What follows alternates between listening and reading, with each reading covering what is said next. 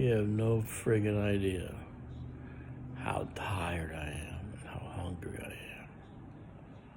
I'm here in the damn library. This is a living facility where I am held prisoner against my will by a woman calling herself Rita Floyd.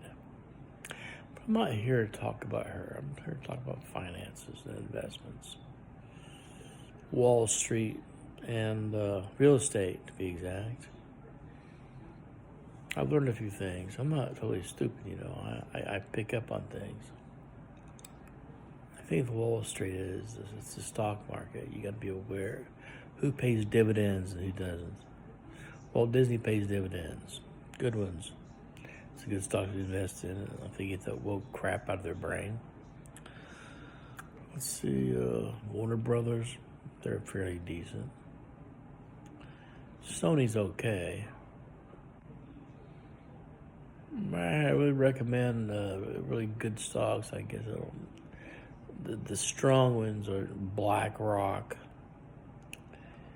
and Shell Oil Company. Coca-Cola, it's like an ebb and flow of the tide. It's hard to tell with them because the economy screwed everything up. They get most of their business from restaurants like McDonald's. And McDonald's, well, they're not doing too good right now. Hopefully things will pick up. There's real estate. And the way you get into real estate, smart way, is your little computer on the internet with tax deed certificates. If you don't know how to get involved in those kind of investments, the best thing to do is watch YouTube on that topic. And a guy in the other room spreading the news. Some cop got hit by a car. That's terrible. Anywho,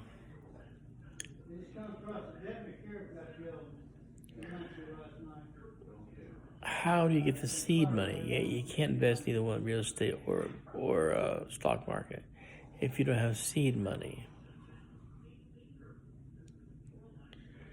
Where do you get the seed money? Well, if you're smart, you got any kind of scrap of cash that's on you, and you get it on a regular basis. The thing to do is try to invest a little bit of it once in a blue moon, not all the time, once in a blue moon, and once or twice a year in the lottery. I recommend Mega Millions and Powerball. Don't fool with the rest. In fact, Powerball is the best one there is.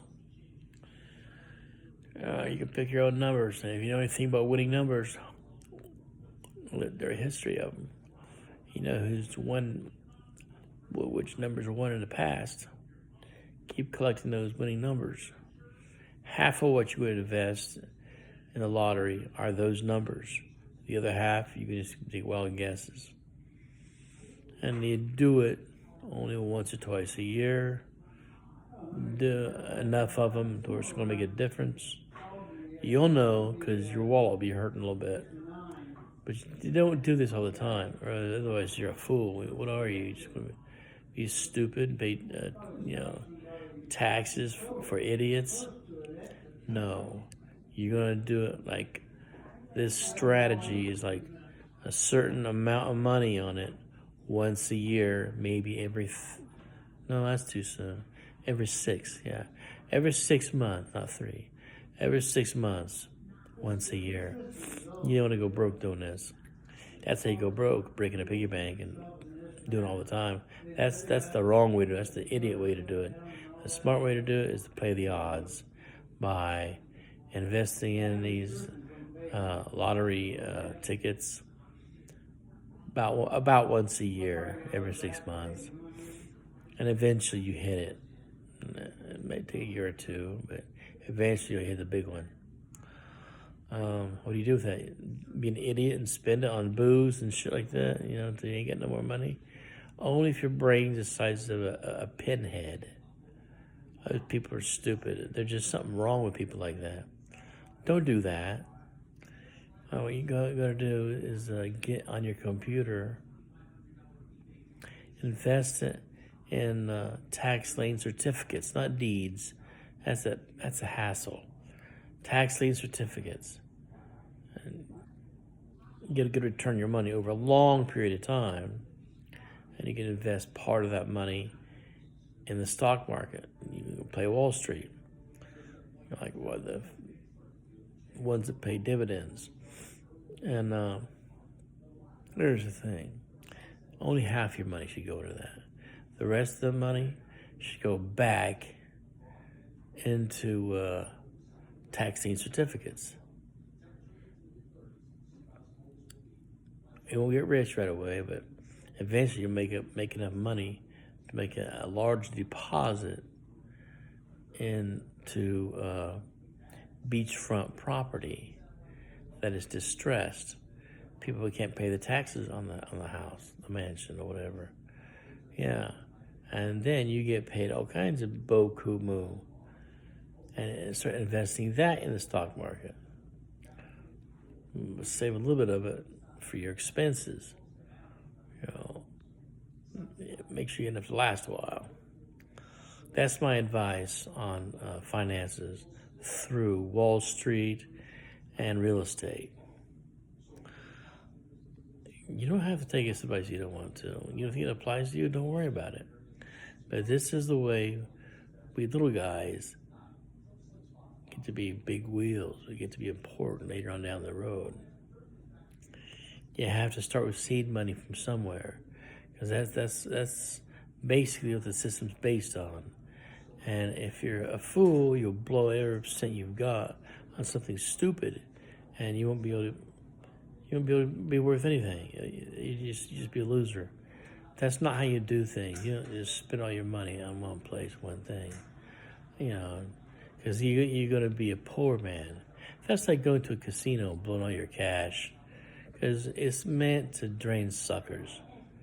And that's what the casinos are good for. I hate to tell my best friend that, but he's going to learn the hard way. He's going to get burned. He's actually paranoid that steals information. No one's going to steal information if you have LifeLock, if you have these companies protecting you. You have a regular income coming in every year, every month. Spend on something wise, like protecting your assets, your property, your identity, things of that nature.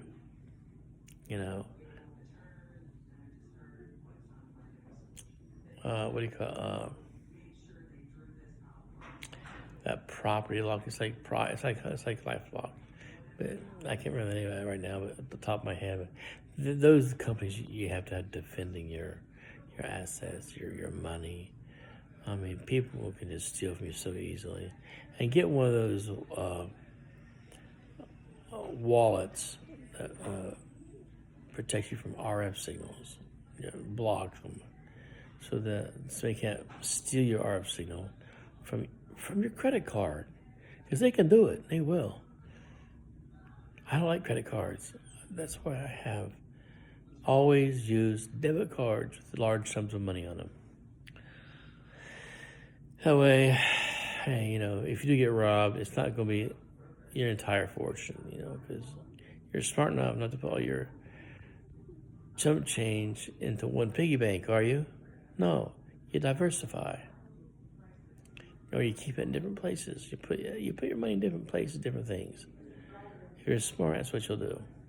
If you're not smart, you're going to get burned. And if you're a total idiot, you keep doing the same damn thing every time expecting a different result. That's the definition of insanity. Trying to butt your head against the wall every time, and you can't get through, and pretty soon you're going to bash your brains out. You'll be dead. It's like the guy who got diabetes shots all the time, and wouldn't stop eating all kinds of sugary things, like ice cream and candy bars all the time, constantly. That wasn't too bright. He's in a box in the ground now. He's dead. Sorry, pal. Well, those are the breaks. Over and out.